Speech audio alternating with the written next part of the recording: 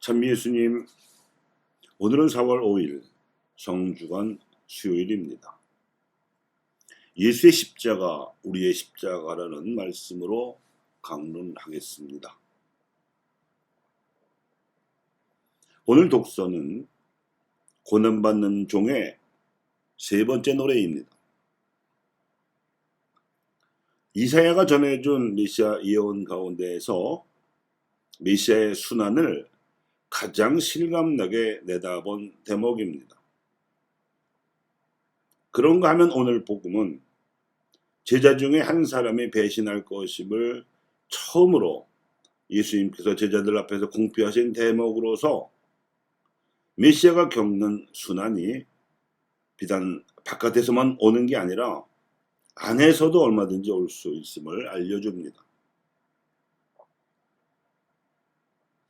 모욕과 수모 같은 외부의 박해도 고통스러운 아픔이지만 내부의 배신과 무관심도 마음 아프게 하는 고난입니다.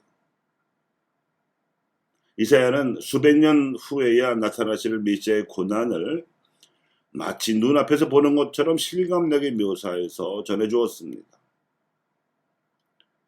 고난을 주는 모습만이 아니라 그 고난을 받아들이는 메시아의 자세를 더욱 실감나게 전해주었습니다.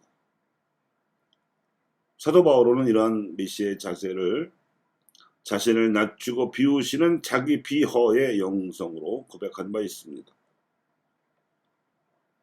예수님께서는 박해자들에게만이 아니라 당신 제자들에게도 자신을 낮추고 자기를 비우는 이러한 자기 비허의 영성으로 대하셨습니다.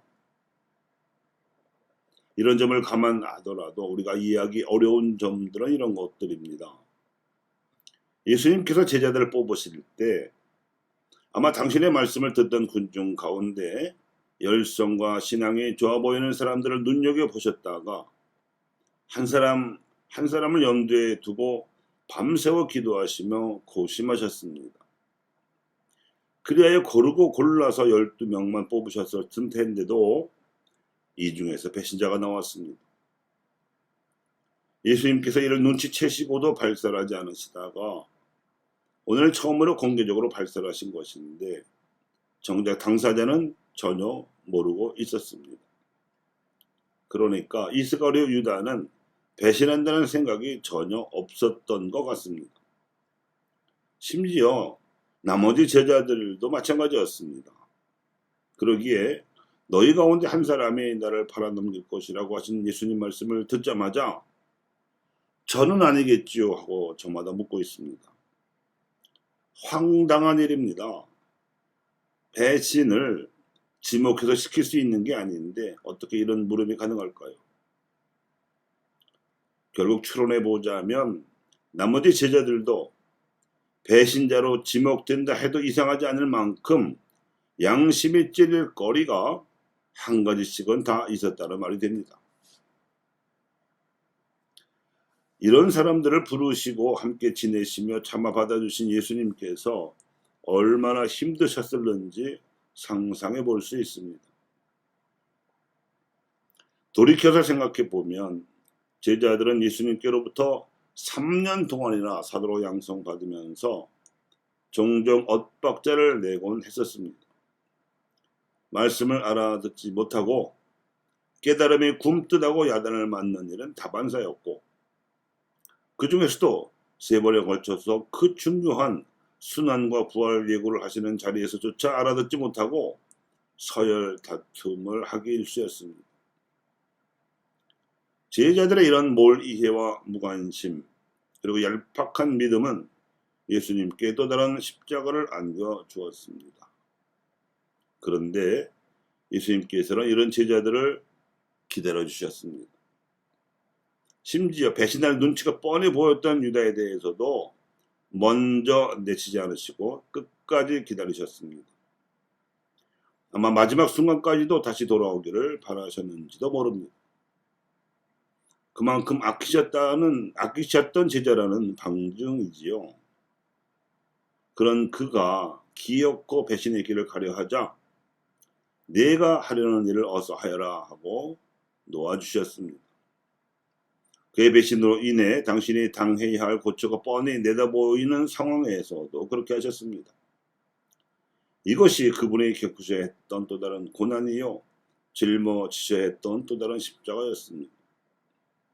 그랬기에 나중에 부활하신 스승을 만난 제자들이 대오각성을 하고 담대한 믿음과 용기를 지닌 사도로 거듭날 수 있었을 것입니다. 그리고 무엇보다도 사도들 상호간에 빚어지는 갈등을 어떻게 해소해야 하는지에 대한 살아있는 교훈을 얻었을 것입니다. 내부의 인간관계에서 빚어지는 어려움이 크기는 비록 작아 보여도 느끼는 정도는 더 클 수도 있습니다. 엄청난 외부 시련이 닥쳤을 때 서로가 한마음으로 대처하다가도 내부의 작은 갈등을 이기지 못하고 무너지고 마는 경우는 비일비재합니다. 문제는 오늘날에도 여전히 부활하신 예수님께서 이러한 고난을, 그것도 바로 당신을 믿는다는 교회와 신자들 안에서 겪고 계시다는 점입니다. 그분의 신성을 알지 못하고 그분의 고난과 죽음을 묵상하는 이 성주간에도 세상 일에 몰두하며 당신의 참모습을 모르고 또 믿지 않는 이들에게 빛을 전하는 일에 게으르고 둔에 빠진 신자들을 참고 기다려주고 계시기 때문입니다. 아브라함 이전부터 있었다고 말씀하심으로써 삼위일체 진리를 암시하신 예수님께서 실로 오묘한 섭리로 한민족이 당신을 알도록 섭리하시고 또 민족사의 초기부터 흠숭해온 하느님 신앙을 일깨워주신 놀라운 역사를 주도하셨으며, 그러기에 반만년 역사 가운데 가장 어두웠던 100년 밖의 역사 속에서도 천주교 신자들이 교촌을 세워가며 믿음을 잃어버리지 않도록 보호해 주신 그 고귀한 역사, 2000년이 넘어가는 전세계 교회사에서 유일무이한 그 역사를 무심하게도 잊어버려가는 오늘날의 신자들을 또한 기다려주고 계시는 분, 부활하신 예수님이십니다. 교우 여러분, 저는 아니겠지요 하는 엉뚱하고 멍청한 질문을 드리기보다 저는 아닙니다 하는 똑부러지고 단호한 대답을 할 수 있는 성삼일이 되시기 바랍니다.